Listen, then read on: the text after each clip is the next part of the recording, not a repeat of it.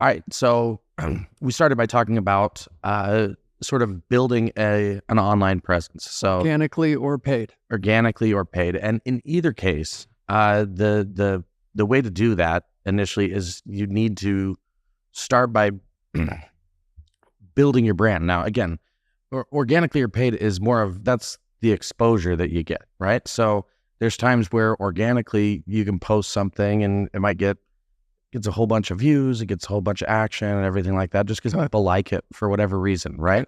And you pay to get it in front of so many people, just like anything with advertising, Sure. right?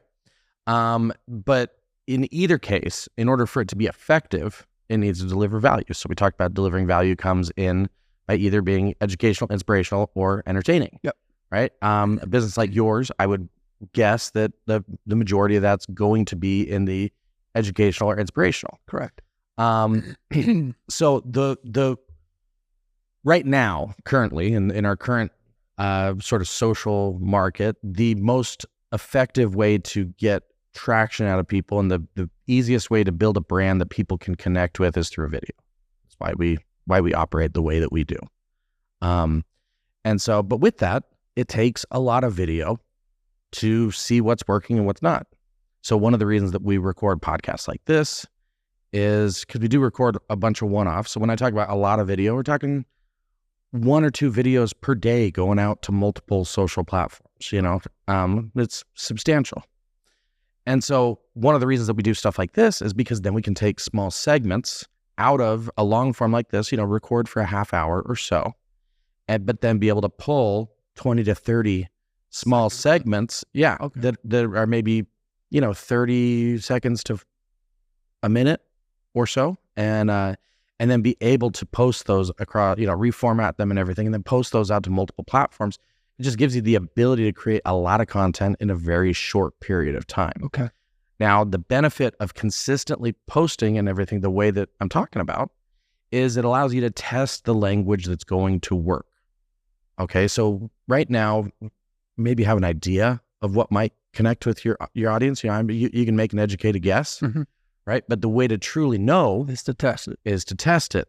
And the way that you test it is through consistency and not always saying the same thing. Test what messages are working, what language is working, what, everything. Okay. And the one of the reasons that, like I said, that I love personally, or organically posting, I have no problem putting money behind something, but I kind of want to know that it's probably going to work before I start putting any dollars behind it. So you're saying you typically go the organic route first to test things, and then you go paid advertising the second time? It's sort of a combination of both, right? So, so like right now, I have large social followings, right? That I've built organically over time, over years of doing it. Okay.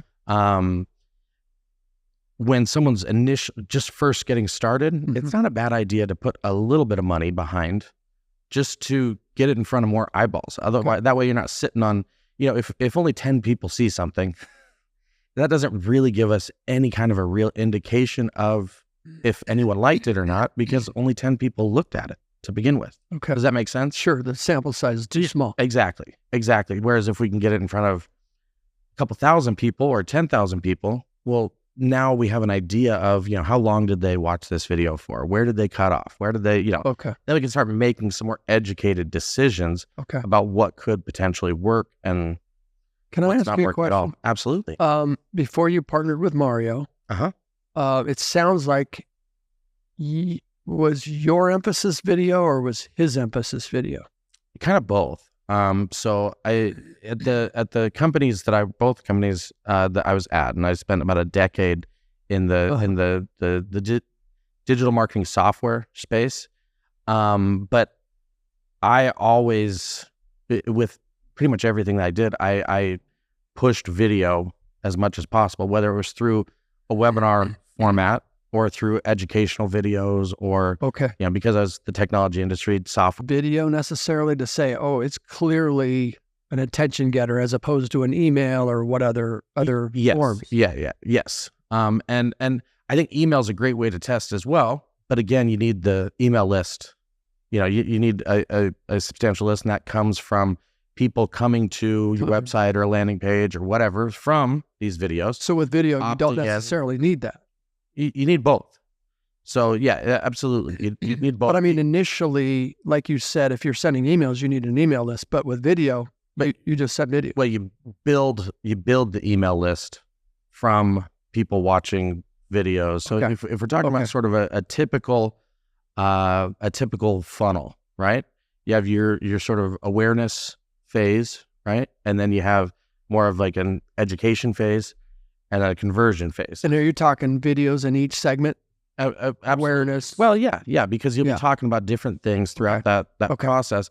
But also just in the market in general. So if we hypothetically say that there's 3 million people who could be interested potentially in what Curt offers, right? We know that. All right. So if there's that, there's also people who are at different stages of that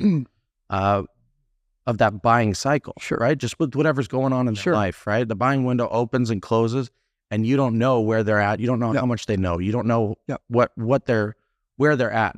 And so that's why as well, having the consistency. You gotta consistently try to stay in front of people. But it's gonna take a while for someone who's maybe much further, who just kind of likes your message, but they're not ready to read your book. They're not ready to, but they like what you have to say, right? That's going to take longer for eventually them to give you their email address or give you, whereas someone who maybe has had something happen in there. I'm trying to think of, they had a crisis, spiritual perspective. Different. Yeah. They're looking for some answers. Those people, their buying window's pretty wide open. Got it. And so they might be more in tune. Now, does that mean we want to forget about the other people? Absolutely not. Right. And then there's a whole bunch of people that are in between those two as well. And that's where having the consistency in constantly going out, right? But then also making it easy for people to opt in, we call it. So that's where you start building your email list. Okay. So with an email list, we want to have what's called a lead capture. With that, we want to have something that is a low barrier of entry. So we want to ask for very little information from them, right? So, something like name and email initially. And then we want to stay in front of them, but we want a high perceived value with a low barrier of entry. I don't know about you, like I don't sign up for newsletters. If someone says sign up for a newsletter, no. Give me a reason to. So that's where an initial, it's called a lead magnet. Which would be a video. Could be a video. Could be a download. Could be a checklist of things that they can do each day. Could be that's something that can be developed. Okay. It could be an electronic. That'd be very high perceived value, I would imagine. As opposed to a physical copy that costs you money to send out. It doesn't cost anything to send someone an email with a PDF on it. Okay. I guess that's not a big deal, but I'm not sure why that popped up. This is the computer can be remoted. Well, it can be remoted in by our employees. So, okay. I'm not sure if that's what that was, or or if just decided to do that. But,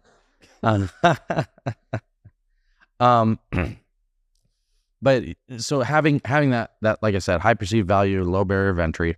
You can drive people initially. So initially we just want people to watch your videos online, right? We just want them to see your face, get introduced to your brand. And then on those intro videos, are you asking for anything? No, we just want them to watch. Right. So, and they're all so when you think about social, we want to keep it very much awareness based, right? Very much. They just want to learn who you are. Just learning who you are by providing some level of value. Okay. And then eventually we want to start to sprinkle in some more conversion videos. Hey, if you like this, go here, click the link over here, or whatever, right? Can I ask a question? Mm-hmm. Pardon me for interrupting. No, it's fine. You talked about initial videos for awareness. And let's say, and again, I don't really know what's going on this market, but let's say Joe Jones sees my initial video and he's interested, or just he's aware now. When we send a second and third and fourth video, how does it get back to Joe Jones? Well, that's the benefit of how the algorithms on social media work. Okay. So if someone watches, so for example, on Instagram or TikTok or YouTube, right?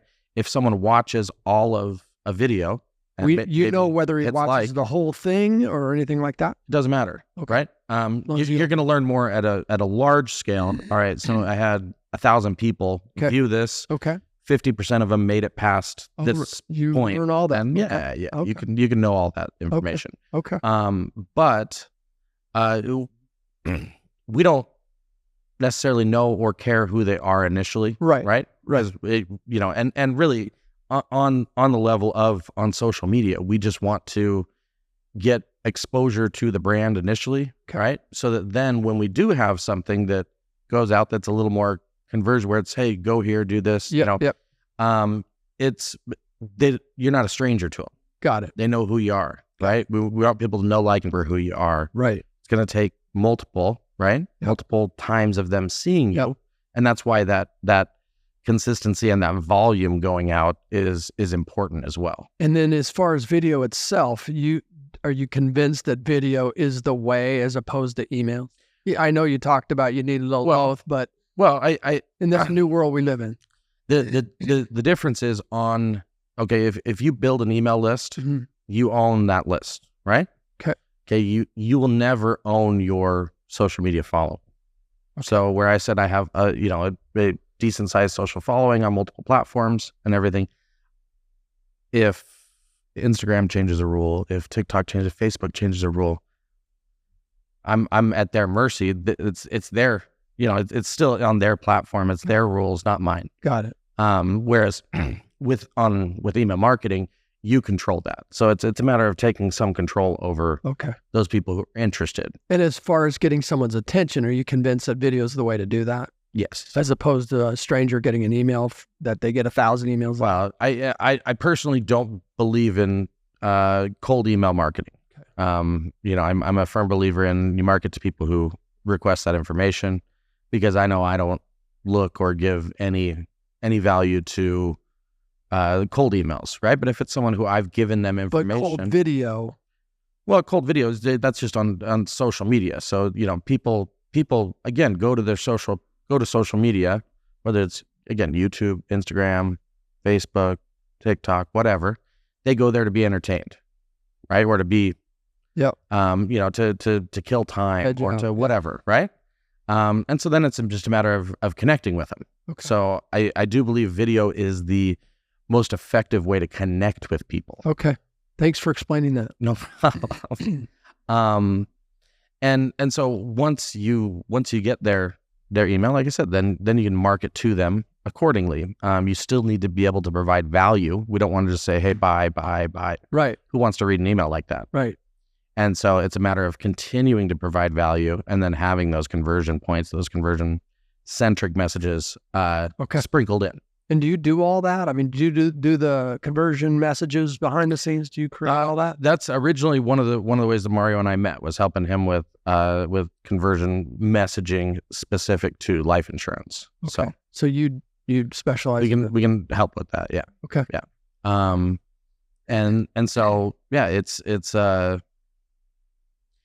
but then also within video and stuff. So let's say eventually we're asking someone to buy something. We're asking them to buy your course. Okay. Right. We recommend putting it's called a VSL, which stands for video sales letter, on the page where they're purchasing, right? And that just goes through and explains the value, explains what they're getting, explains, right? But that's embedded into the video. That video is embedded onto the landing page. Okay. Yeah. And so it's a matter of having something like that then goes out and so when people make it to that page at some point, right, to the purchase point, we want to be able to explain to them what they're getting, set some expectations, introduce them to you, go through that process. And there's certainly a methodical process in putting together an effective video sales letter. Okay. And do you do web pages and web design and all that stuff? No, but we partner with other firms that do. Okay.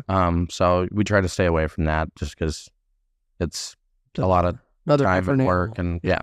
So your specialty is video production? Video marketing. Okay. Yeah, is certainly where we specialize. Okay.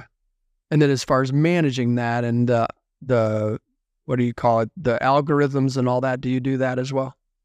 Yeah. Helping people, That's all helping part people of video optimize. Yeah. Okay. So when it comes to anything paid, we work with other vendors on other firms that only specialize in paid stuff, right? So each of these things are kind of a different animal. Okay. And any firm that says, yeah, we do it all is, it's kind of like when you try to be everything to everybody. Right. Yeah, you're nothing to anybody. Right. And that's the same thing in this world. It's it truly takes, but we have specific firms that we work with that we've worked with before that can help fill. Video marketing is your specialty. Yes. Okay. Yes. Does that include podcasts? Yes. Yeah. That's what we're doing right now. Okay. Right. And again, the benefit of podcasting is you can get a lot of video, right? It gets pretty old standing in front of the camera and, here's 3 things you can do to blah, blah, blah, right? And stuff like that. Whereas with the podcast, you can break it down into several segments and get a lot of content out of a very short period of time recording. So under your video marketing umbrella, it includes the editing of something like this? Yeah. So we have a team of editors that go through and find good clips. Yeah. So we use a combination of a few things. So as you can see, we've got 3 cameras here, right? It's going to spit out 3 separate files. We're recording our audio separately over here. So four files is what is going to, so we have a team of editors that will piece all that together, make that look nice, so that when I'm talking, camera's on me, when you're talking, it's on you. Other times it's going to be here in the middle. Okay. And so what we want to do with that is then we take that long form video is what we call it. So longer videos, 30 minutes or, 20 minutes or an hour, whatever it is. Right. And then we actually use some other technology to identify where there's potential nuggets of, potential short videos. Technology determines that? Yeah. Really? It takes a lot of, people can go through and do it manually. We have some people who do, some clients that want to do it that way, but otherwise we have technology that helps identify that. I didn't know that. Artificial intelligence and technology that identifies those things. Okay. But then we take it out of there and we reformat it. So one thing that's different is depending on where where your video is, there's going to be some platforms that want it like this, right? So just like a TV. Yeah, other platforms that want it like that. And so reformatting it and then putting other things, putting captions or subtitles that look cool and do, the prompt, having something at the end that prompts people to subscribe and like, and these are all things that are important on these short form videos. Okay. And so they go through, so we have someone that goes through, puts all that stuff on there, identifies it, and then works with you to schedule that out so that it gets dispersed. Okay. And then we talked earlier about a course, a workshop, books and stuff like that, but if I wanted to create a course and have voiceovers, do you do that type of stuff? We could certainly do that. Okay. Or we could do it. I would recommend doing it to where they still see your face as well. People connect with people. Okay. So having simply even if it's just a voiceover with a PowerPoint, I don't think you're going to connect at the same level as if they can look into your eyes while you're talking. And how do you put things. the face and the course on the same screen? Do you alternate or do you? I would recommend alternating, and doing it that way. And we can do it a lot of ways. So yeah, again, great. We've got Thanks for talented group of editors and graphic designers and awesome. They can take care of all that stuff. Sounds great. Thank you. But so it's just a matter of pushing people to that initial offer. So first, just to know who you are. Right. That's step 1, and that takes a little bit of time. Okay. Unless you got a whole lot of money, that sort of it takes time or money. one way or the other to get in front of people. Sounds great. And then we can drive them towards whatever that initial sort of, I'd recommend initially having sort of an opt-in, right?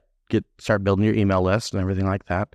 And then also driving them towards your initial offering, your product. And then from that, then we can, we can talk about pushing them towards other things, towards coaching, towards workshops, towards, fill in the blank on that. But yeah, the step one is just getting people to know who you are. Okay. And that takes a little time. Even if you're putting money behind it, it still takes a little bit of time. Okay. So, and when you say time, what are you thinking? Like if I can't even imagine putting 2 videos out a day, but I'm taking your word for it. This is the way you gotta do it. Yeah. And if you did that, are you talking 3 months where you get traction, or 30 days, or 6 years, or what? So different traction means different things. So initially, traction can be just getting people to see stuff, right? Getting in front of enough people where it feels validating, at least. Sure. And then traction as far as pushing people towards, an opt-in or an actual product, right? Well, that's going to be different too. Okay. And so it depends on how much money is pushed towards it, is the short answer, right? Okay. So unless by chance, you end up just going viral on something or something like that, right? Which is highly unlikely. That's exactly right. Chances are it's gonna take take time. Yeah. A couple months. Years. Yeah. Okay. Yeah, months initially, okay. And then starting to see sort of those initial sales come through and stuff like that is good too. And to the sales point, Jimmy, do you help with pricing? So I don't even know what a course would sell for. Yeah, I can make recommendations. So in the consulting and coaching world, I've worked with a lot of people in that business. So the initial software I told you about, the company that I worked for. Our bread and butter was certainly in the author coach world, right? And so we worked with some very large people on that level, but we worked with a lot of smaller ones too. And so as far as understanding that funnel and stuff, we'd initially pricing. Let's look at what others are doing. But initially look at competition. When you said $75 initially, that sounds high to me, to be perfectly honest, for a course. And this is not me. This is not a judgment on your course. Oh, I understand. I understand what I know people buy online, and everything. It might be, and if you sold it for 25 and you got more participants, yes, you build your following quicker, possibly. Well, and again, if the goal is so sort of the initial sale, a lot of time, what I tell people to look at is you want to look at that as almost a replacement of advertising costs. That's your loss leader. Okay. And so if you can get away with where it's getting enough volume that it's paying for your ad cost, right? Because we know that the real goal is to sell them on these other high ticket items. Right. Then that's a win, right? Because the initial part is a wash. That's paying for you to get in front of people. Okay. And then the real goal, is vibrating on his face, driving me nuts. When the real goal is to eventually get them into some of these other programs and other things. Okay. Now what that means is that initial sale also needs to, so the course, for example, needs to be good enough to where they want to buy something else from you, right? Where they're willing to really pull out the checkbook and give you some, scratch you some cash. And that's where you really make money. But if you can initially, like I said, break even on that first offering, that's sort of that's the goal. That's the goal. Yeah. And then you're building a following, you're covering your costs, and you're surviving. And we're not just delivering that initial product and then saying, all right, see you later, we'll never talk to you. That's where email marketing and things like that also come into play. Okay. Because we can then, with that, all right, we know they purchased this, so now we put together a funnel that specifically drives them towards getting coaching and getting some of these other services. And so who does that analysis when you said that's not the only connection point you want with them? You want to... Well, yeah. And so there's software that fulfills on stuff like that for you. and we can recommend stuff like that. That's, like I said, the company that I worked for before.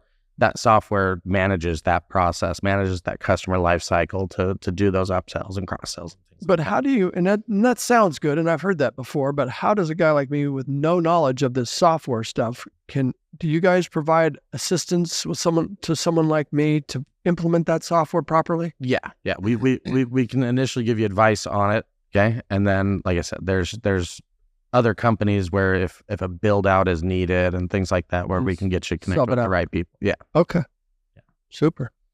Can you give me an idea of what it would cost someone like me to get this thing off the ground initially with your company? So where I would start would be, like I said, I would start with just doing sort of the 2 videos a day. Okay. Like I said, before you put any money behind anything else, right? If you did that in a podcast format, okay, we charge, so what you'd want to, in most cases, you're going to have about, four podcasts per month, 1 a week, right? Okay. And then that means that if we're going to have 2 videos go out a day, we need to find about 15 segments per podcast. So we tape 1 a week.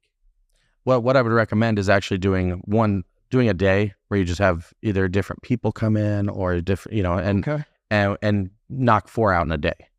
So more of sort of a full day of recording is how other clients do it. That's a lot easier than one a week is going to get, you're going to burn yourself out. Whereas you knock it all out in a day, 1 day a month is a lot easier. When you say a day, you're talking 8 hours or how many hours? Most of a day. Okay.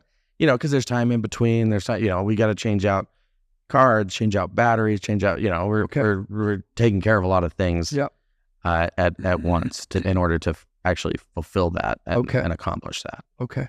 So that's step 1, hanging out 1 day's worth of podcast video. Is that correct? Which is what I recommend. Yep. Okay. And then what would be the next step? And then the next step would be then our editors go through, piece them together. Okay. And then editing for how many pieces would you say? Initially it's just editing the long form. So what does that mean, editing? Well, because we have 4 different points that are recording here. So making that look good. Got it.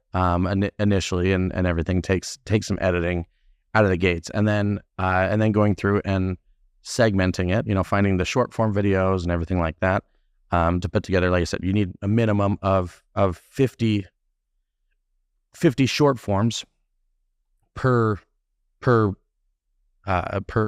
form. 15 per long form in order to get the 60 per month. 15 shorts per long. Okay. In order to get the 60 per month. Okay. And so that's what other clients do. So with that, we charge $3,000 per month for that. It's basically $1,500 for the full day of recording and the editing of the long form, and then another $1,500 to pull the short ones. Works out to being about $25 per short form video. Okay, so you're looking, a person like me is looking, he'd have to invest $3,000 a month to generate this kind of consistent video. Yes. Okay. Yeah. So that's one segment of this business. The second segment would be the behind the scenes software that's going to manage the click. The rest of that. Yeah. Yeah. So can you talk to me about that? So in order to get that, you'd probably be looking at around $300 a month is what I would guess. And what would we call that? And that would be your CRM and marketing automation. That would be your sales and marketing software, and that's going to fulfill your email marketing.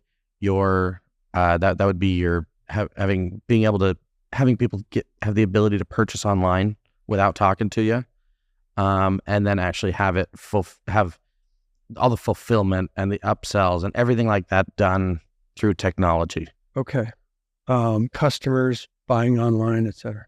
Yeah, so it's called it'd be having it's called a CRM, so customer relationship management system. Okay. Your marketing automation and your e-commerce, so the ability to purchase online. That's all in one solution, correct? So we talked about something earlier that I'd like to touch on. So still can't think of that word. where it's automated like you just described. Mm-hmm. if I didn't want to do all this video and I got 10 customers, I group them all together, pardon me, 10 students grouped all together, and I coached them through a class. Mm-hmm. Charge them each $100, so I have $1,000 in the class. Mm-hmm. Trading time for money. Yep. Yep. Do you advise that format or the one you just described? I'd recommend the one that I described. And then when you do coach someone, that's a high ticket item, right? Because your time is valuable. So what's been your experience on those high ticket items? What can those range price wise? It's tough to say because it's going to be based on the industry completely. So for example, a B2B coaching, business to business coaching session, right? So it can be, I hundreds of thousands of dollars, right? Whereas a business to consumer, a B2C, is typically going to be at a lower price level. Okay. I would think if you were offering a service like, a class or something like that, you'd be charging, I would hope, a lot more than $100 if they're actually having communication with you, even if it's 20 people in the class or whatever. You're charging significantly more for something like that. But at the end of the day, it's a matter of testing what the market will allow too, right?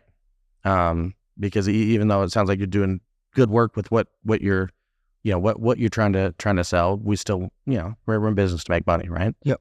And so that's great. So the first part is the video marketing or the video production, right? Video production is going to help you get eyeball.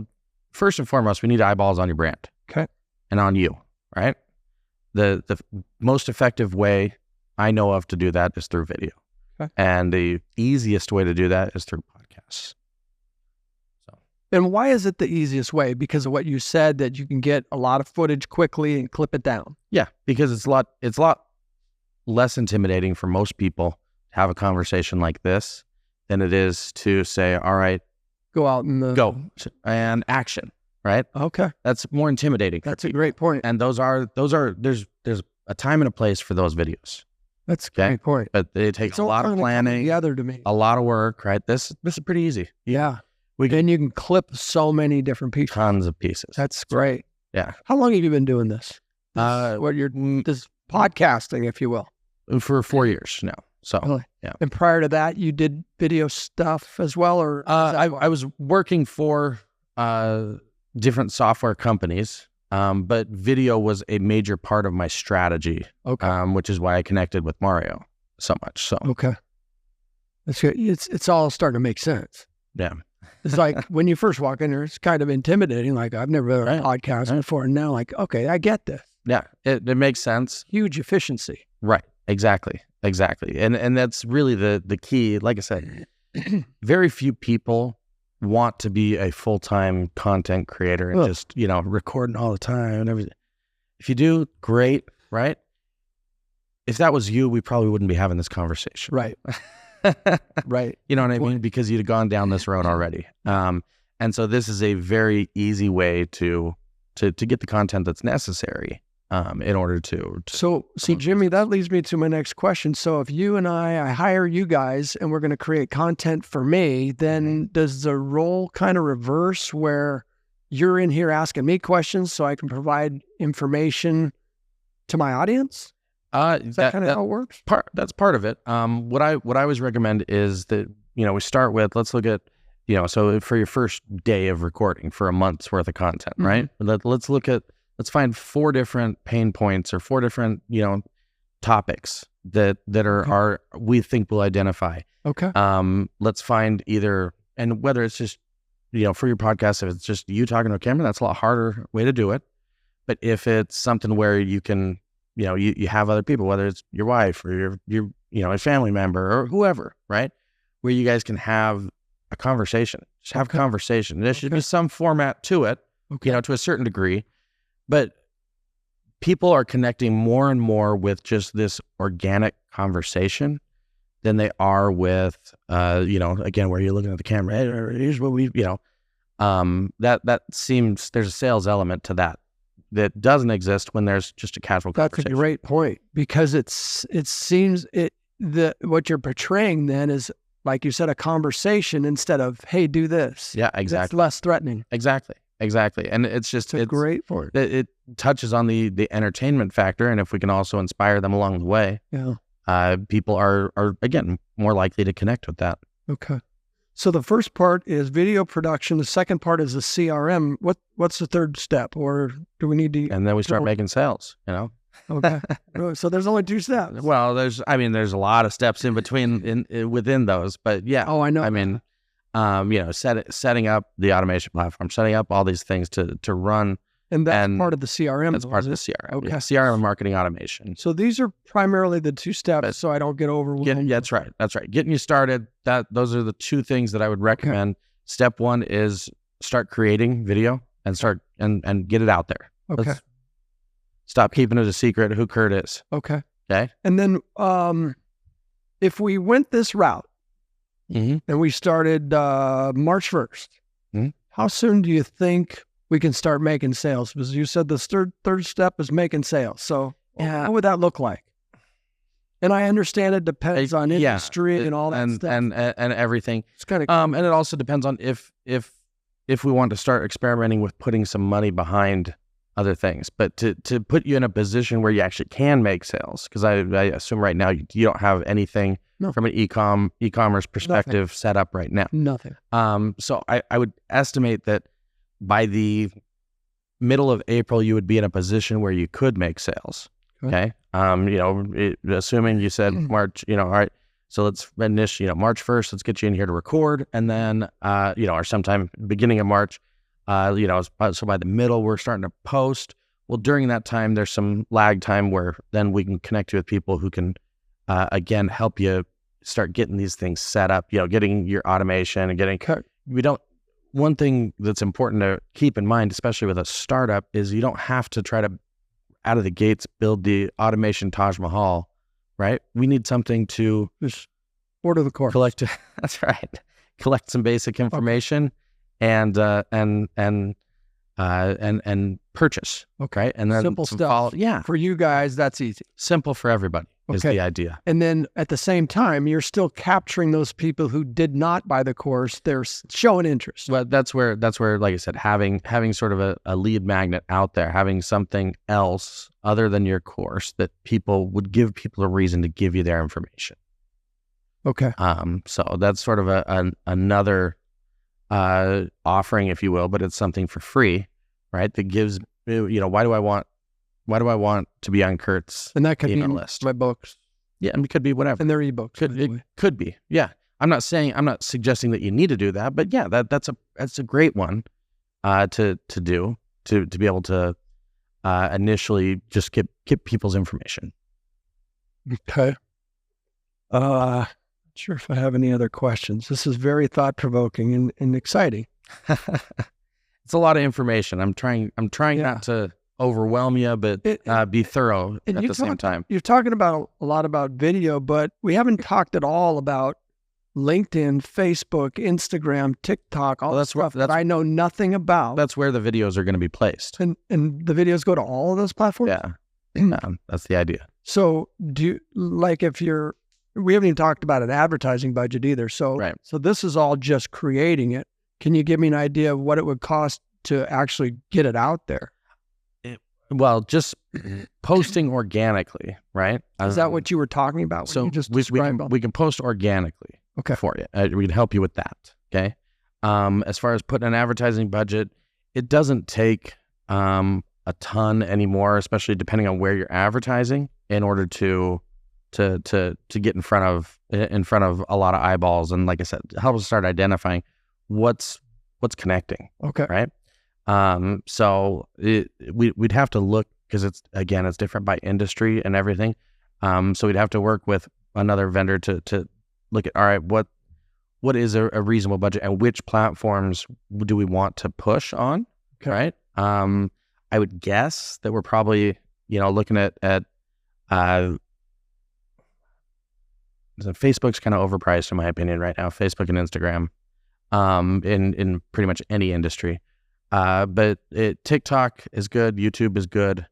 Right now, I don't foresee you getting a lot of traction on LinkedIn between you and I. Okay. But I could be wrong about that, right? But LinkedIn ads are crazy expensive anyways. But okay. Just curious, why do you think you wouldn't get attracted? Because it's because of what I'm promoting. Yeah. It's not like I'm selling financial services. That's right. Okay. LinkedIn's so salesy too, anyways. I'm not a fan of LinkedIn right now.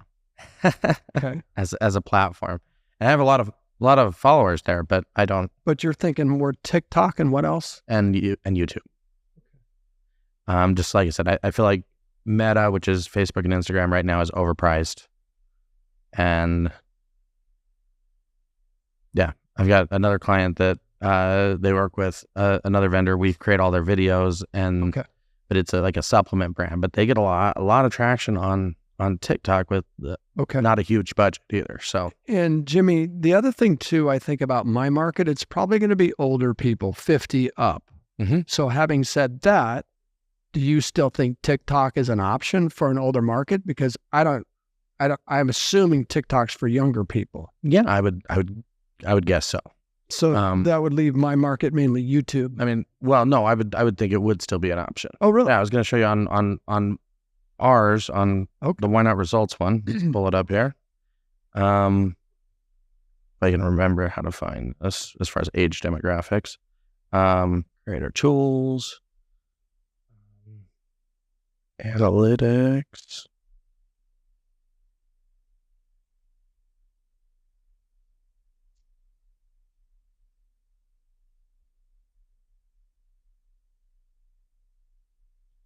Trying to think, there's somewhere where I can find the age in here. It's been a while since I looked at that. Okay. While you're looking that up, can I ask you a question? Yeah, absolutely. Oh yeah. You know how we talked about step one is video production, and before we start posting, I got to make sure everything's ready if someone were to buy a course. Or we're not even to that point. I wouldn't even worry about it initially. Yeah. Because we're not even talking about that. That's right. We're not offering a course to anyone yet. Right. So, because I would also recommend that we go through and recreate the deliverable for your course, as opposed to just the PDF. Like I said, I recommend doing a video where we incorporate the images and stuff from the PDF, just so that you're delivering something of that's higher perceived value and that's more personal, and we're connecting, because again, that's not the last thing we want them to buy. Does that make sense? It does. And that leads me to another question. So my higher end item, Jimmy, would be personal coaching. Yep. And the downside of that, though, is now I'm trading time for money. That's why, but there's going to be a much higher price tag. I think the real, the way you scale between one and the next is by having your online course, right? That's just one to many. And then you have workshops and things like that you do periodically, where you sign up 10, 15, 20 people to work together on something. And then you have your one-to-one, and those are just the elite of the elite that you work with. Okay. Because then it's worth your time to spend. It's worth it to spend time with them. Got it. That all makes sense. I don't know if I can get there, but I'm sure this is my passion. And when I told Mario that, he said he's more concerned about passion projects than regular business. And yeah. So I don't know. So does that answer most of your questions? A lot of great answers. Yeah. Okay, good. Great answers. Good.